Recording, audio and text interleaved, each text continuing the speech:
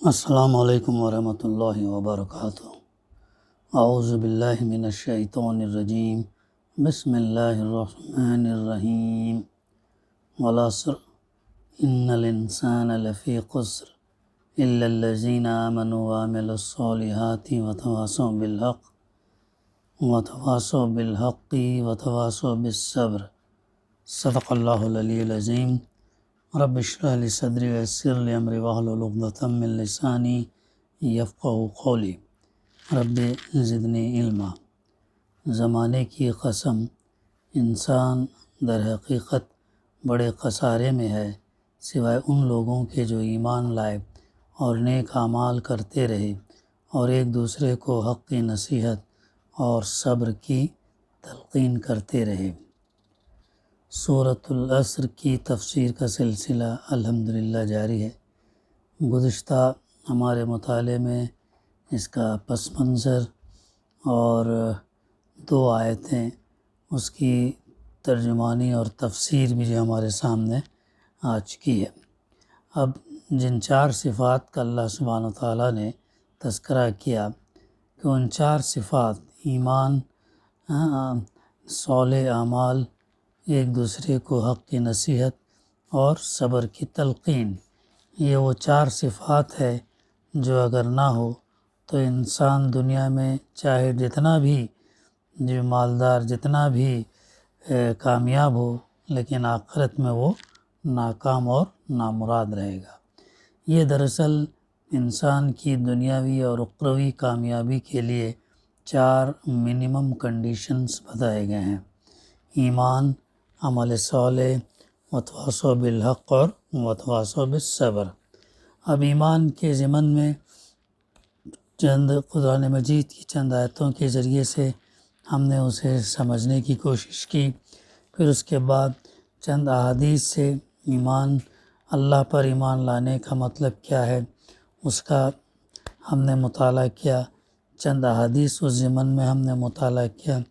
اس کے بعد اللہ کے رسول صلی اللہ علیہ وسلم پر ایمان لانے کا مطلب کیا ہے، اس ضمن میں بھی ہم نے جو ہے کچھ احادیث سے مطالعہ کیا اور سمجھنے کی کوشش کی۔ اب اس کے ساتھ ساتھ ایمان بالرسالت کے اندر جو ہے یہ بھی آتا ہے، ایمان ملائکہ پر ایمان لانا، انبیاء پر ایمان لانا، اور قرآن مجید سے پہلے جتنے کتابیں گزری ہیں ان تمام پر ایمان لانا، اور خود قرآن مجید پر بھی ایمان لانا شامل ہے، کیونکہ یہ ان تعلیمات میں سے ہے جو اللہ کے رسول صلی اللہ علیہ وسلم نے ہم کو دیا ہے۔ اب قرآن مجید پر ایمان لانے کا مطلب کیا ہے، یہ بھی انشاءاللہ ہم حدیث سے سمجھنے کی کوشش کریں گے۔ حضرت عبداللہ بن عباس رضی اللہ نے فرمایا کہ جو شخص اللہ کی کتاب کی پیروی کرے گا وہ نہ تو دنیا میں بے راہ ہوگا اور نہ آخرت میں اس کے حصے میں محرومی آئے گی۔ پھر انہوں نے یہ آیت پڑھی، فَمَنِ اتَّبَعَ، جو شخص میرے ہدایت نامے کی پیروی کرے گا وہ نہ تو دنیا میں بھٹکے گا اور نہ آخرت میں بدبختی سے دوچار ہوگا۔ ایک اور حدیث میں اللہ کے رسول صلی اللہ علیہ وسلم نے ارشاد فرمایا، قرآن مجید میں 5 چیزیں ہیں: حلال، حرام، محکم، متشابہات اور مثالیں ہیں۔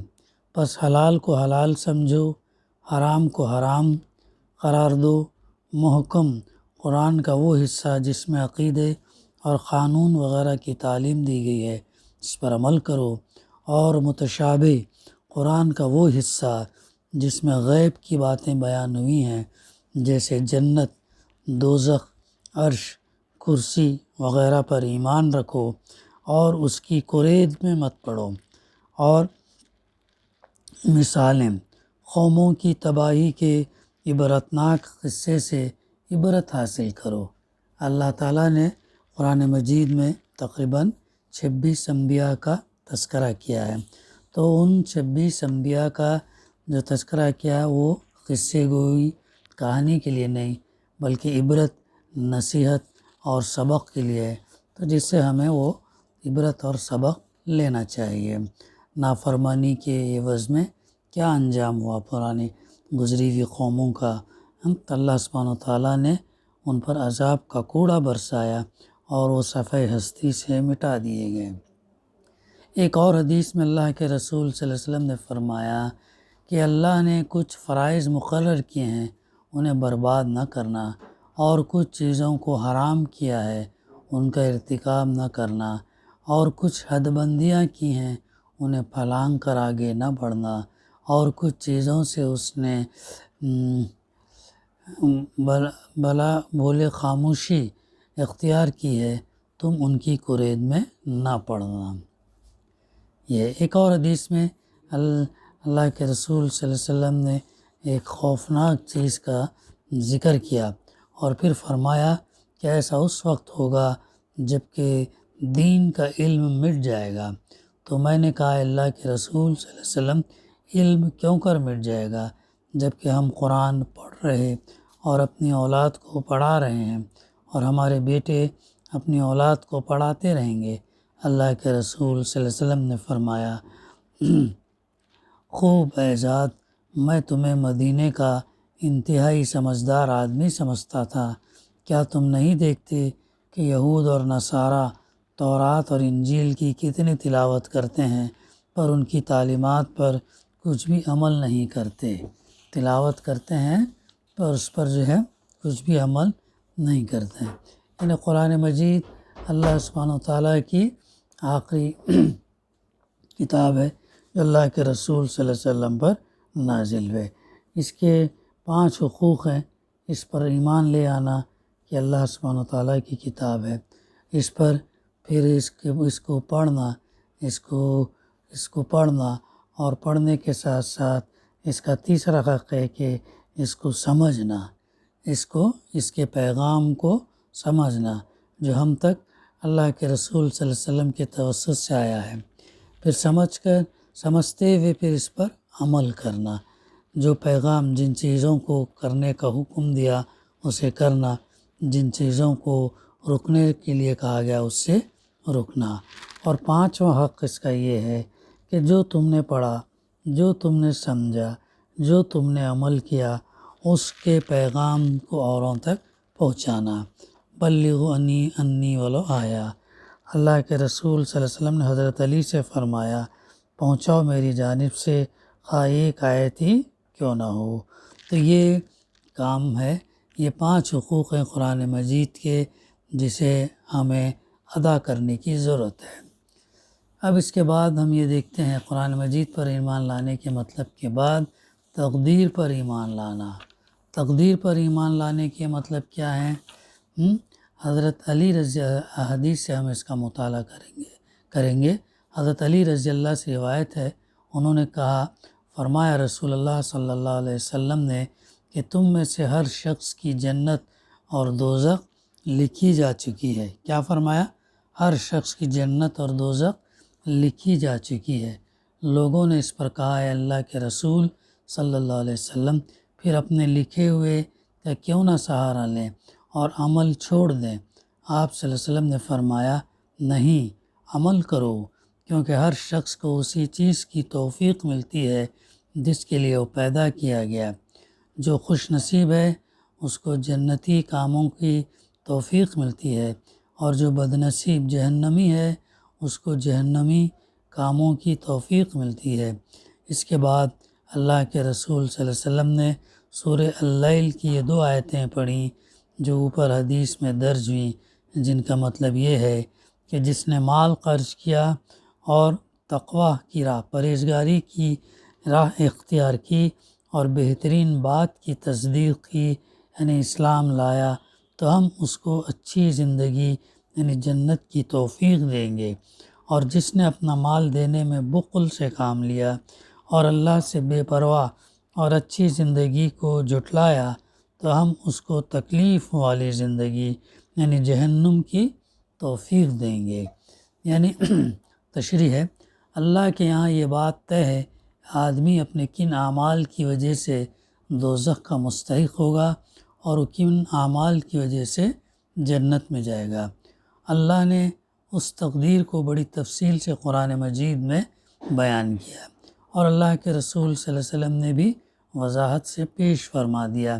اب یہ آدمی کا اپنا کام ہے کہ وہ جہنم کے راستے پر چلنا پسند کرتا ہے یا جنت کے راستے پر۔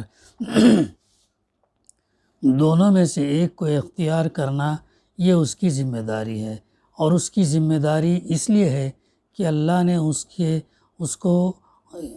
کو ارادے کی آزادی بخشی ہے اور راستے کے انتخاب میں آزاد چھوڑا ہے۔ یہی آزادی اس کو سزا دلوائے گی اور اسی کی بدولت وہ جنت پائے گا۔ لیکن بہت سے کند ذہن اپنی ذمہ داری کو خدا کے سر ڈال دیتے اور اپنے کو مجبور سمجھ لیتے ہیں۔ ایک اور حدیث میں ابی قزامہ رضی اللہ اپنے باپ سے روایت کرتے ہیں کہ انہوں نے کہا، میں نے اللہ کے رسول صلی اللہ علیہ وسلم سے پوچھا کہ یہ دعا تعویذ جسے ہم اپنی بیماریوں کے سلسلے میں کرتے ہیں، اور یہ دوائیں جو ہم اپنے مرض کو دور کرنے میں استعمال کرتے ہیں، اور یہ احتیاطی تدابیر جو ہم دکھوں اور مصیبتوں سے بچنے کے لیے اختیار کرتے ہیں، کیا یہ اللہ کی تقدیر کو ٹال سکتی ہیں؟ آپ صلی اللہ علیہ وسلم نے فرمایا، یہ سب چیزیں بھی تو اللہ کی تقدیر میں سے ہیں، یعنی یہ جو تم کام کرتے ہو یہ بھی تو اللہ کی تقدیر میں سے ہیں۔ حضور صلی اللہ علیہ وسلم کے جواب کا خلاصہ یہ ہے، جس اللہ نے یہ بیماری ہمارے لیے لکھی ہے، اسی اللہ نے یہ بھی طے کیا کہ یہ فلاں دوا سے اور فلاں تدبیر سے دور کی جا سکتی ہے۔ خدا بیماری کا خالق بھی ہے اور اس کو دور کرنے والی دوا کا بھی۔ سب کچھ اس کے طے شدہ ضابطے اور قاعدے اور قانون کے تحت ہے۔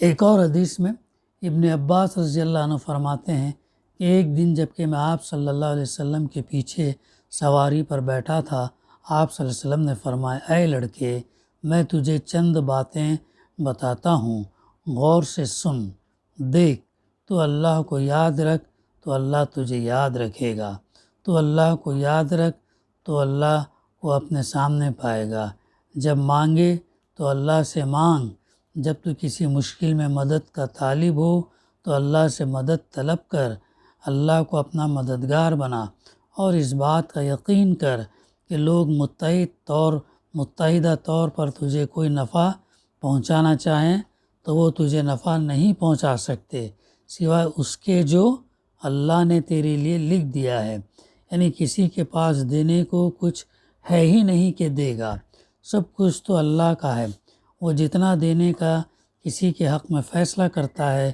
اتنا ہی ملتا ہے، چاہے جس ذریعے سے ملے، اور اگر لوگ اکٹھا ہو کر تجھے کوئی نقصان پہنچانا چاہیں تو وہ کچھ بھی نقصان نہیں پہنچا سکتے سوائے اس کے جو اللہ نے تیرے لیے مقدر کر دیا۔ تو پھر اللہ ہی کو اپنا واحد سہارا بنانا چاہیے۔ تقدیر کی ضمن میں یہ تھی۔ ایک اور حدیث ہے اس ضمن میں، اللہ کے رسول صلی اللہ علیہ وسلم نے فرمایا، طاقتور مومن بہتر اور اللہ کو زیادہ پسند ہے بنسبت کمزور مومن کے، اور دونوں ہی میں خیر اور منفعت ہے، اور تو آخرت میں نفع دینے والی چیز کا حریص بن اور اپنی مشکلات میں اللہ سے مدد طلب کر اور ہمت نہ ہار، اور اگر تجھ پر کوئی مصیبت آ پڑے تو یوں مت سوچ کہ اگر میں ایسا کرتا تو یوں ہو جاتا، بلکہ یوں سوچ کہ اللہ نے یہ مقدر فرمایا، جو اس نے چاہا وہ کیا، اس لیے کہ اگر یعنی شیطان کے عمل کا دروازہ کھلتا ہے، اگر کہنے جو ہے شیطان کے عمل کا دروازہ کھولتا ہے، اس لیے نو ریگریٹس، جو ہوا مقدر میں تھا ہوا، اور جو ہے اس کے اوپر ہمیں کوئی یہ نہیں بلکہ آگے کا دیکھنا چاہیے۔ اس حدیث کے پہلے حصے کا مطلب یہ ہے کہ ایک تو وہ مومن ہے جو جسمانی اور فکری قوت زیادہ رکھتا ہے، تو ظاہر ہے جب وہ اپنی ساری قوت اللہ کی راہ میں خرچ کرے گا تو دین کا کام اس کے ہاتھوں زیادہ انجام پائے گا بنسبت اس شخص کے جو کمزور ہے، جس کی صحت خراب ہے یا فکری لحاظ سے اونچا نہیں، تو اللہ کی راہ میں وہ بھی اپنی قوتوں کو لگائے گا، مگر اتنا کام تو نہیں کر سکتا ہے جتنا پہلا آدمی کرتا ہے، اس لیے اسے دوسرے کے مقابلے میں انعام زیادہ ملنا ہی چاہیے۔ البتہ دونوں چونکہ ایک ہی راہ اللہ کی راہ کے مسافر ہیں، اس لیے اس کمزور مومن کو تھوڑا کام کرنے کی وجہ سے انعام سے محروم نہ کیا جائے گا۔ اصل میں قوت والے مومن کو یہ بتانا مقصود ہے کہ اپنی قوت کی قدر کرو، اس کے ذریعے جتنا آگے بڑھ سکتے ہو بڑھو۔ کمزوری آ جانے کے بعد آدمی کرنا بھی چاہے تو نہیں کر پاتا۔ اور آخری حصے کا مطلب یہ ہے کہ مومن اپنی ذہانت اور اپنی تدبیر اور قوت کو سہارا نہیں بناتا، بلکہ اس پر جب مصیبت آتی ہے تو اس کا ذہن یوں سوچتا ہے کہ یہ مصیبت میرے رب کی طرف سے آئی ہے، یہ تو میری تربیت کے کورس کا ایک حصہ ہے۔ مصیبت جو ہے، پریشانی جو ہے، تربیت کے کورس کا ایک حصہ ہے، اور اس طرح یہ مصیبت اس کے توکل، اللہ پر بھروسہ کرنے کو بڑھانے کا ذریعہ بن جاتی ہے۔ تو یہ وہ چند احادیث تھے جس کے ذریعے سے ہم سمجھ سکتے ہیں کہ قرآن مجید پر ایمان لانے کا مطلب کیا ہے، اور تقدیر پر ایمان لانے کا مطلب بھی کیا ہے۔ اس کے بعد آئندہ ہم انشاءاللہ آخرت پر ایمان لانے کا مطلب کیا ہے، ہم اس کو جو ہے اس کا مطالعہ کریں گے۔ دعا ہے کہ اللہ سبحانہ وتعالی ہمیں کہنے سننے سے زیادہ عمل کرنے کی توفیق عطا کرے۔ ربنا تقبل منا انک انت السمیع العلیم وتب علینا انک انت التواب الرحیم۔